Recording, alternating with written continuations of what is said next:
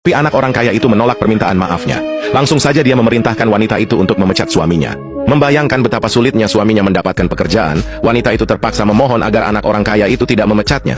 Di luar dugaan, kali ini si anak orang kaya setuju. Tapi dengan satu syarat, wanita itu harus menciumnya di depan umum. Ternyata, dia sudah lama mengagumi wanita itu. Meski sang wanita sudah menikah, dia tak pernah berhenti mengejarnya. Dia sering memberi hadiah kepada ibu wanita itu, dan menyuruhnya untuk membujuk putrinya agar segera bercerai. Dengan begitu, dia bisa mewujudkan keinginannya untuk menikahi wanita itu. Tapi yang tidak diketahui wanita itu adalah bahwa suaminya adalah seorang CEO bernilai puluhan miliar. Kali ini, dia pulang untuk memeriksa pabriknya.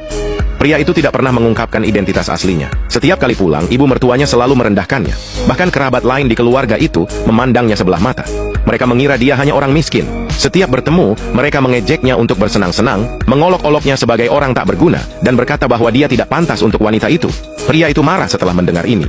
Beberapa kali dia mencoba mengungkapkan identitas aslinya, tapi selalu diinterupsi.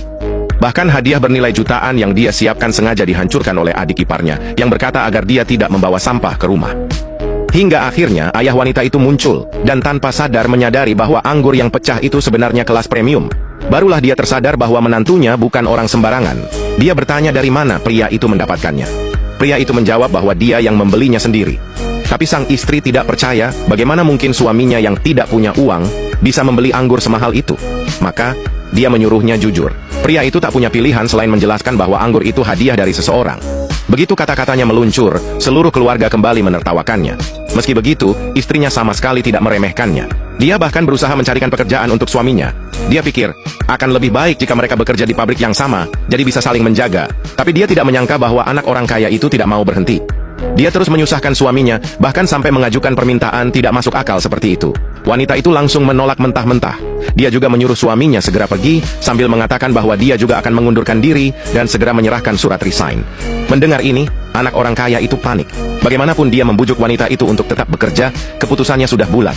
Dia menggandeng suaminya dan bersiap pergi. Tapi anak orang kaya itu menghadang mereka. Dia bilang ini belum selesai, pria itu harus bertanggung jawab atas yang baru saja dilakukannya. Dia memanggil satpam untuk membawa pria itu pergi. Di saat kritis itu, sekretaris tiba di tempat kejadian. Anak orang kaya itu mengadu, menceritakan semua yang terjadi.